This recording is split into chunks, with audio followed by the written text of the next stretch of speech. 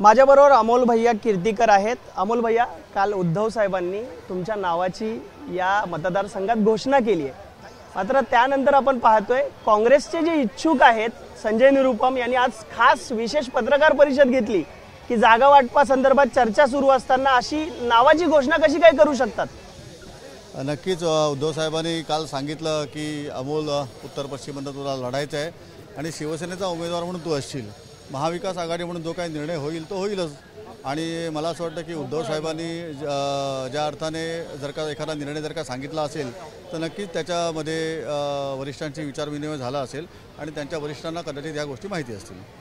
अमोल भैया, तुमच्या नावाची घोषणा केली, तुमच्या कार्यकर्त्यांमध्ये उत्साह आहे, मात्र संजय निरुपम असं म्हणतात की ज्याचं कोविड काळामध्ये घोटाळ्यात ज्याच्यावर आरोप झालेत, ज्याची चौकशी सुरू आहे, त्यालाच उमेदवारी कशी देत आहे। मगाशी सुद्धा मला काही लोकांनी विचारलं, त्यावेळेला मी त्यांना हेच सांगितलं की एखाद्या गोष्टीची चौकशी चालू असते म्हणजे तो आरोप सिद्ध झाला असं होत नाही, पहिली गोष्ट। दुसरी गोष्ट, त्यांनी दाखवावं माझं कशामध्ये नाव आहे ते। कुठल्याही पद्धतीचं नाव कुठल्याही एफ आय आरमध्ये माझं नाही आहे, त्याच्यामध्ये अमोल गजानन कीर्तीकरचं नाव कुठेच नाही आहे, ते त्यांनी दाखवावं। मी मगाशी त्यांची मीडियावरती बाईट पण बघितली, त्याच्यात असं म्हणतात की ते त्यांनी म्हणजे मी दाखवावं, पण आरोप त्यांनी केला असेल तर त्यांनी दाखवलं पाहिजे। कुठल्या ईडीच्या त्यांचा जो काही ECIR असतो किंवा पोलिसांचा जो FIR असतो त्याच्यामध्ये माझं नाव कुठल्या पद्धतीने नाही आहे। हां ठीक आहे, तो जो काय FIR दाखल झाला, ECIR दाखल झाला, त्याच्या माध्यमातून मला चौकशीला नक्की बोलवण्यात आलं होतं आणि मी त्या चौकशी करणाऱ्या अधिकाऱ्यांना मी तसं त्या पद्धतीने मी त्यांना योग्य ते त्यांना साथ देतो। अमोल भैया, तुम्ही लहान होतात तेव्हापासून ही जागा काँग्रेसकडे आहे, तर तुम्ही दावेदारी ठेवू शकत नाही असं त्यांचं म्हणणं आहे संजय निरुपमांचं। निरुपम साहेब वयाने अनुभवाने माझ्यापेक्षा जरी मोठे असले तरी मला असं वाटतं उत्तर पश्चिम हा जो काय नवीन जिल्हा तयार झालेला आहे त्यातला अर्धा भाग हा पूर्वीपासून महायुतीकडेच होता, कारण त्यातला जो गोरेगाव, जोगेश्वरी आणि दिंडोशी हा जो आता विधानसभा क्षेत्र झालेला आहे तो महायुतीचेच रामनाईक त्या ठिकाणी खासदार म्हणून होते। हा मतदारसंघ जोगेश्वरीपासून वसईपर्यंत होता आणि जो तिथला जो भाग झालेला आहे म्हणजे तिथला जो तिकडचा म्हणजे सुनील दत्त त्या ठिकाणी खासदार होते असं ते म्हणत आहेत, त्यातले अंधेरी पूर्व, अंधेरी पश्चिम आणि वर्सोवा हे त्या लोकसभेचे भाग होते।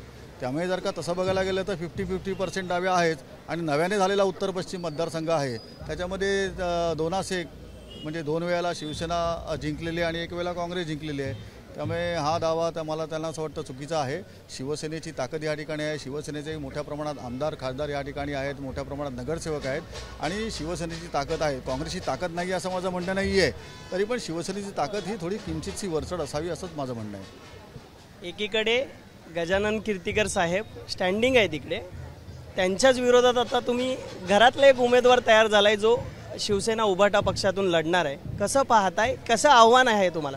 मी कोणाच्या विरोधात लढत नाही, मी माझ्या पक्षासाठी लढतो आहे, महाविकास आघाडीसाठी लढतो आहे आणि ठाकरे साहेबांनी जो काय विचार दिलेला आहे, उद्धव ठाकरे जे काही झगडत आहेत त्यांच्यासाठी आणि त्यांच्या प्रयत्नांसाठी मी लढतो आहे, माझ्या शिवसैनिकांसाठी लढतो आहे, त्यामुळे मी कोणाच्या विरोधात लढतो आहे असं मला वाटत नाही।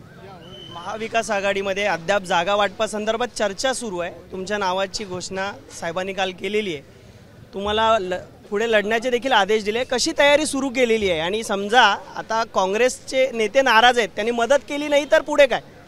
मला असं वाटतं की इथे ही फक्त गोरेगाव विधानसभेची कार्यकर्त्यांचा ही गर्दी आहे, अजून त्यांचे सहकारी मतदार हे वेगळेच आहेत।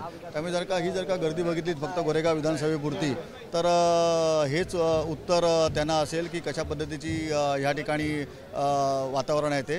आणि उरला विषय महाविकास आघाडीचा, तर मला अत्यंत चांगल्या प्रकारचा विश्वास आहे की शिवसेना, काँग्रेस आणि शरद पवार यांचा राष्ट्रवादी काँग्रेस पक्ष ही जी काय महाविकास आघाडी आहे आणि त्याच्यामध्ये वंचित येण्याची जी काही चर्चा आहे ही अशी जी महाविकास आघाडीचे सगळे पदाधिकारी कार्यकर्ते हे दिलाने ज्याचा कोणाचा उमेदवार असेल त्यासाठी हातात घालून काम करतील।